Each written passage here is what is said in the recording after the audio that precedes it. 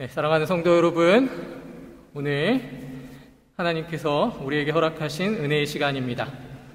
지난 시간 요한복음 8장에서 예수님을 둘러싼 바리새인들과의 그 첨예한 논쟁을 통해서 나는 이미 알고 있다, 나는 안다라고 자부했던 인간의 지식이 얼마나 위험한 오만일 수 있는지에 대해서 확인해 봤습니다. 우리 자신의 작은 생각으로는 결코 헤아릴 수 없는 하나님의 크고 깊은 은혜 앞에서 우리는 얼마나 겸손해야 하는지를 우리의 삶 가운데에서 뼈저리게 느끼고 또한 그 느끼는 감정을 가지고 하나님 앞에 서야 합니다. 지난주에 이어서 장은 다르지만 지난 시간이 전반부였다면 오늘은 후반부로 함께 은혜를 나누는 시간을 가져보도록 하겠습니다. 그리고 어떻게 우리의 삶 속에 예수께서 빛으로 오셨는지를 오늘 본문의 말씀을 통해서 은혜를 나누고자 합니다. 오늘 본문은 예수님께서 길을 가시다가 한 맹인을 만나는 사건에서 시작됩니다. 언뜻 보면 예수님께서 기적을 베푸신 하나의 그 사건으로 그냥 넘어갈 수도 있는 그러한 일입니다. 하지만 이 사람은 좀 특별한 존재였습니다. 여기서 특별하다고 하는 것은 특별하게 이 사람이 뭐 잘났거나 그런 게 아니고요. 인간의 기준으로 봤을 때에는 굉장히 안타까운 사람이었던 것입니다. 왜냐하면 그는 앞을 보지 못하는 맹인이었습니다. 그런데 이 맹인을 통한 하나님의 놀라우신 계획을 다시 한번 확인해 보고자 하는 것입니다. 그는 한 번도 태어나서 빛을 본 사람이 아닙니다. 빛이 무엇인가, 세상이 어떻게 생겼는지를 전혀 알 수 없습니다. 우리가 눈만 감아도 암흑으로 살아가는 것이 얼마나 힘든 것을 아는데 이 사람은 태어날 때부터 맹인이었습니다.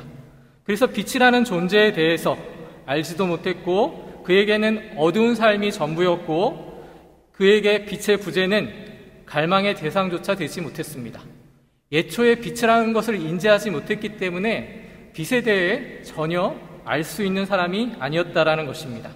보지 못하는 것이 그에게는 너무나 당연하고 익숙한 삶에 그냥 그렇게 살아가는 사람이었습니다. 이것은 마치 우리 인류가 오랜 시간 공기 속에 숨쉬고 살아가고 있지만 공기의 소중함과 공기가 선사하는 그 생명을 깨닫지 못하는 것과 다르지 않습니다. 공기가 없을 때에는 비로소 그 공기의 소중함을 깨닫듯이 이 맹인에게 있어서는 빛이라는 것은 그냥 상징적인 것에 불과했던 것입니다. 그런데 우리가 지난 시간에 요한복음 8장의 말씀을 통해서 예수님을 맹렬히 비난했던, 그리고 심지어는 죽이려 했던 그런 바리새인들의 모습을 통해 한번 다시 우리를 돌아봐야 합니다. 바리새인들의 모습은 율법에 능통하고 성전 중심의 생활을 하고 스스로를 의롭다고 자부하는 육신으로는 세상의 것을, 모든 것을 보고 판단할 수 있는 실력이 있는 사람들이었습니다. 하지만 그들은 예수님의 말씀을 끝끝내 깨닫지 못합니다. 오히려 자신들이 본다고 주장하지만 자신 앞에 진정한 빛이신 예수님을 거절하고 거부하고 배척한 영적인 맹인들이었다라는 것이 성경의 증언입니다. 빛이 바로 눈앞에 와서 자신을 드러냈음에도 불구하고 그들의 영혼은 철저히 어둠 속에 갇혀 있었던 것입니다. 이 모습은 인간이 가지고 있는 인간 지성의 한계를 극명하게 보여주는 사례입니다. 여러분 잘 아시는 만유인력의 법칙을 발견한 뉴턴이 그 빛의 스펙트럼을 발견했습니다.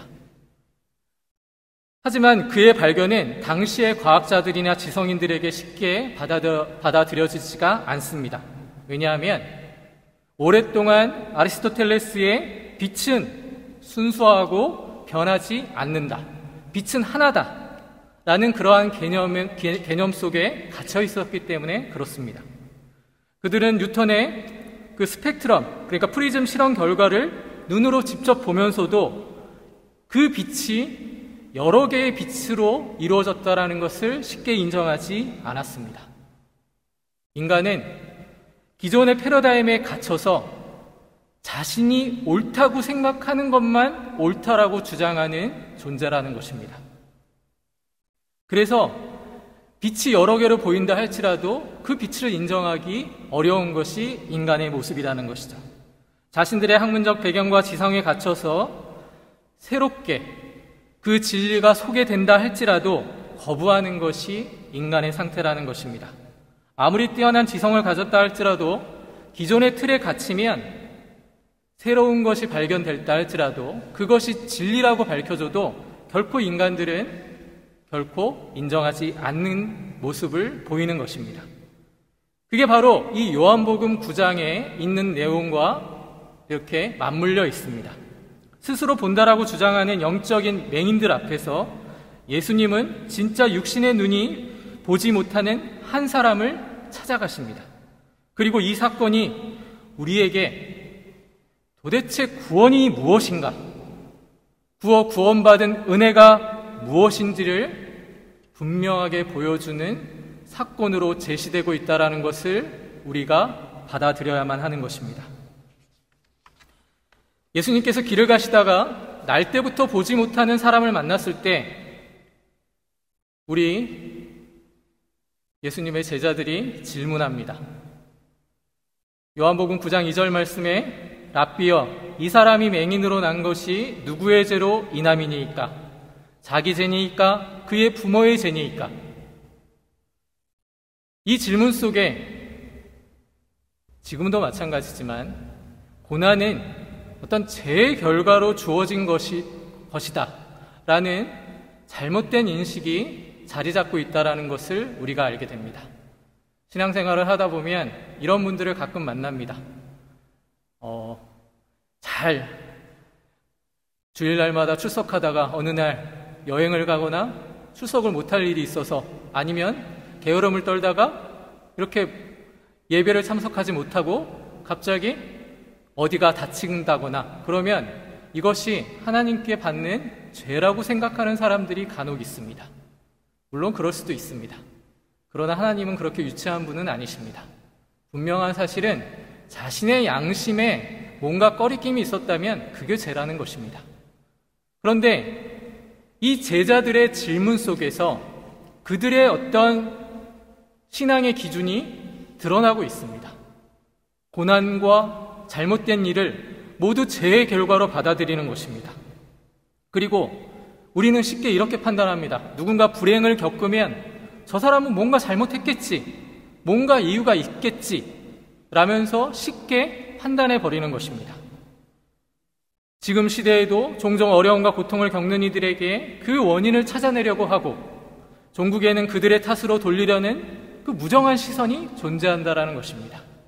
하지만 예수님은 이런 좁은 시야에 갇힌 그러한 질문에 단호하게 말씀하십니다.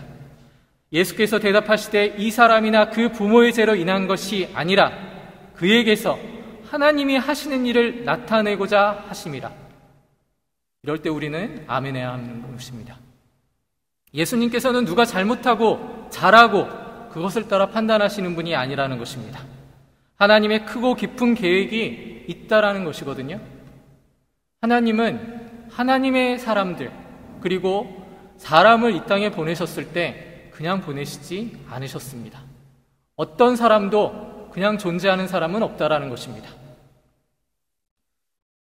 그리고 예수님은 놀라운 방법으로 그를 치료하고 계시는 장면이 등장합니다. 이 말씀을 하시고 땅에 침을 뱉어 진흙을 이겨 그의 눈에 바르시고 이르시되 실로암 못에 가서 씻으라 하시니. 자, 우리가 생각해 볼 때 예수님의 능력이라면 눈을 떠라 그 한마디로도 고치실 수 있는 분이 예수님이었습니다. 그런데 굳이 침으로 진흙을 만들어서 눈에 바르게 하시고 심지어 멀리 있는 실로암 못까지 가서 씻으라고 명령하십니다. 그러나 날 때부터 맹인이었던 이 남자는 정말 신기하게도 예수님의 이 말씀을 의심 없이 그대로 따릅니다. 이에 가서 씻고 밝은 눈으로 왔더라. 그는 평생 보지 못했던 빛을 보게 됩니다. 예수님의 일하심은 우리의 상식과 예측을 언제나 뛰어넘습니다. 여기서 우리가 다시 한번 구원이란 무엇인가에 대한 그 질문에 다시 한번 생각을 해봐야 되는 순간이 다가온 것입니다. 구원은 예수님을 믿었기 때문에 구원을 얻는다라는 단순한 조건으로 진행되지 않습니다. 만일 믿음이 조건이 된다면, 그것을 통해 구원을 얻었다면 그건 은혜가 될 수 없다라는 것입니다. 성경이 말하는 구원은요, 우리가 구원에 대해서 아무런 감각조차 없고 심지어 그것을 갈망하지도 않을 그 순간에조차 예수님께서 직접 오셔서 우리를 구원하셨다라는 것으로 연결되고 있습니다. 이것은 이 맹인에게 예수님께 고쳐달라고 요청한 적이 없거든요. 그런데 예수님이 그 맹인을 고치신 사건으로 우리에게 소개되고 있습니다. 그러니까 구원은요, 예수님께서 주도적으로 그를 찾아오신 데서 시작되고 그 종국까지 예수님께서 책임지신다라는 것입니다. 솔직히 우리 중 이 자리에 계신 그 누구도 감히 말씀드리건대 주님, 제가 죄인입니다, 구원해 주십시오 라고 먼저 소리친 사람이 계신지 한번 자신을 돌아보시기 바랍니다. 아니면 내가 오늘부터 결심하여 주님을 믿겠노라 하고 스스로 영접하여 구원을 얻은 자가 있는지 자신의 모습을 한번 되돌아보시기 바랍니다. 사실 우리의 모든 믿음의 결단은요, 이미 하나님께서 우리 안에서 일하셨다라는 증거입니다. 만일 자신의 대단한 결심과 요구에 의해 받은 구원이라면 그건 은혜라고 할 수 없습니다. 은혜의 반대말이 뭔지 아십니까? 그건 행위입니다. 행위라는 것은 내가 무엇을 했다, 그것보다 더 중요합니다. 내가 무엇인가 그것에 참여했다, 그것이 교만으로 진행되는 것입니다. 은혜는 주신 분이 값없이 주셨기 때문에 은혜일 수 있는 것입니다. 우리의 지성과 우리의 노력으로는, 우리의 종교적 열심으로는 하나님께 나아가는 것이 불가능합니다. 그 모든 시도 이전에 이미 하나님이 우리와 함께 하시며 우리를 하나님의 사람으로 삼아주시며 하나님의 자녀로 만들어 가 주신다라는 은혜가 전제되어 있다라는 것입니다. 이것은 마치 위대한 클래식 음악을 전혀 알지 못하던 사람들에게 어느 날 갑자기 거장의 교향곡을 듣고 배우지도 않았는데 감동을 받는 것과 마찬가지입니다. 그냥 음악 자체가 그 사람을 감동시킨 것이 내가 뭘 알았기 때문에, 이해했기 때문에 음악을 듣고 감동받는 것이 아닙니다.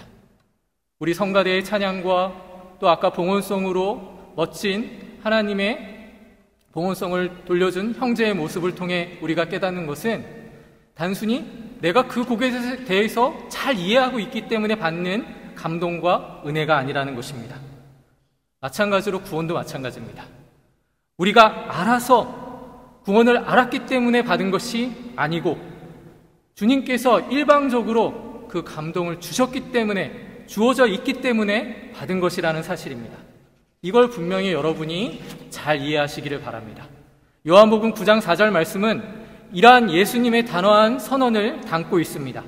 때가 아직 낮음에 나를 보내신 이의 일을 우리가 하여야 하리라. 이 말씀의 원문을 살펴보면, 그 뉘앙스를 살펴보면 바로 이런 말입니다. 내가 꼭 하여야만 한다라는 예수님의 강한 의지가 담겨져 있습니다. 왜 예수님은 이 구원의 사역에 꼭 이라는 말을 사용하셨나? 우리는 지난 주에 요한복음 8장의 말씀을 통해서 예수님께서 아무리 진리와 생명, 그 자유를 빛으로 내놓으셔도 사람들은 빛으로 인정하거나 받아들이기는커녕 오히려 자신의 죄가 드러나자 우리에게 생명을 주신 예수님을 죽이려 했던 것을 살펴봤습니다.